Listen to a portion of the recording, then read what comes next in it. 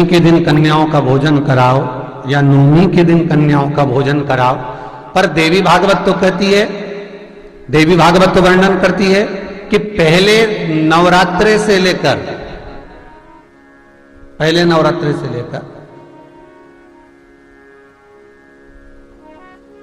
नौमी तिथि तक जितने दिन देवी के होते हैं, प्रत्येक दिन में आप किसी भी दिन कन्याओं का भोजन करा सकते हो, पहली रात्रि से लेकर, पहला दिन से लेकर।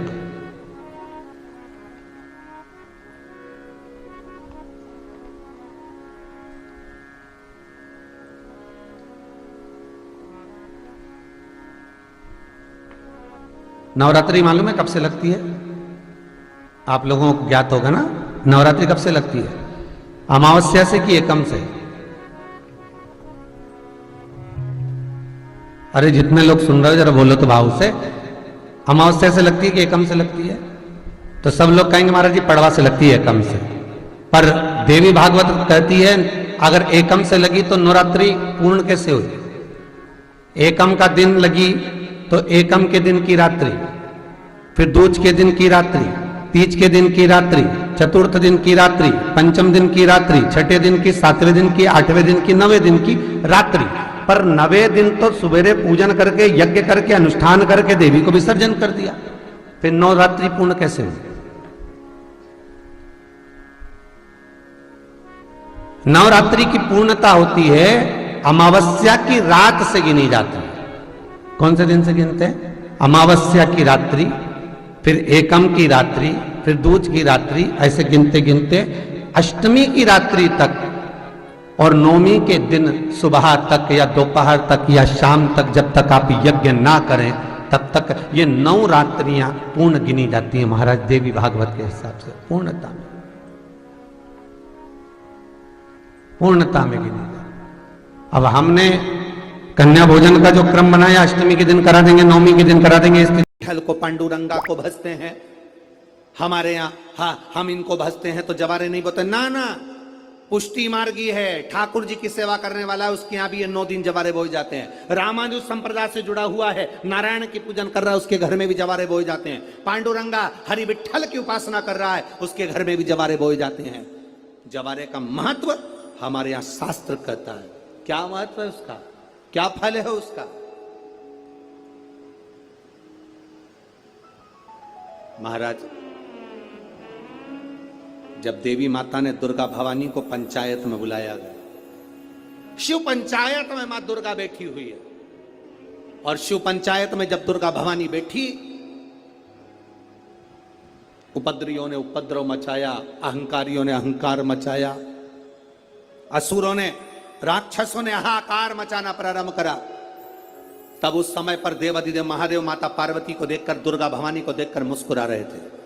केवल शिव मुस्कुरा रहे हैं, पार्वती को देखकर, दुर्गा भवानी को देखकर, मां जगत जननी को देखकर केवल मुस्कुरा रहे हैं। तब देवता सूर्य नारायण ने भगवान शिव जी को देखकर हाथ जोड़कर प्रार्थना करी। भास्कर देव बोले, सूर्य नारायण बोले, बाबा मेरे मन के संशय को मिटा दीजिए। शिव जी ने पूछा क्या काम है? बोलो क्या चाहते हो? शंकर भगवान से सूर्य देव, भास्कर देव कहते हैं, प्रभु आपके मुस्कुराने का कारण क्या? भारत की भूमि पर जितनी जगह पर भी आप लोग कथा सुन रहे हो, आस्था चैनल पर, फेसबुक, यूट्यूब पर जितने लोग कथा सुन रहे हो, बड़े ध्यान से सुनना कि जवारे क्यों बोए जाते हैं। नवरात्रि में जवारे की महत्वता क्यों होती है, क्यों बोया जाता है, मिट्टी में गेहूं डालकर क्यों उत्पन्न किया जाता है, उसकी महत्वता क्या है? सूर्य नारायण पूछ रहे हैं भगवान देवाधिदेव महादेव से, आप दुर्गा भवानी को देखकर मुस्कुराए, आप हंसे हैं, आपके चेहरे पर प्रसन्नता आई है, कारण क्या? और महाराज देवाधिदेव महादेव ने कहा, यहां भगवान विष्णु, गणेश जी, भास्कर देव, आप सब बैठे हो। असुरों ने आक्रमण कर दिया, असुरों ने आक्रमण करा है, और वह असुर आक्रमण कर दिए हैं तो वो असुर प्रवेश कर रहे हैं, उपद्रव मचाकर हाहाकार कर कर नष्ट करने वाले हैं इस पूरी पृथ्वी को। तो फिर उसको बचाएगा कौन, कैसे बचेगा? शिव जी ने कहा चिंता मत करो। दुर्गा ने अपने केश का स्मरण किया, एक केश को माता पार्वती जी ने अपने हाथों से छुआ, छूते ही एक कुंड में सुंदर जवारे उत्पन्न हुए हैं। जब तक वो जवारे बड़े नहीं हो जाते, जब तक वो जवारे थोड़े प्रबल नहीं हो जाते, तब तक एक भी असुर प्रवेश नहीं कर सकता, हाहाकार नहीं मचा सकता और अंदर आ नहीं सकता।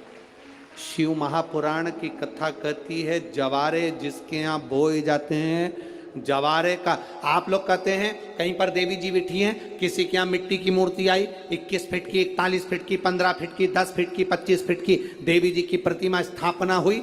लोग कहते हैं हम देवी जी का दर्शन करने जा रहे हैं, दुर्गा जी का दर्शन करने जा रहे हैं। शिव महापुराण की कथा कहती है वो दुर्गा जी का दर्शन नहीं, देवी का दर्शन नहीं।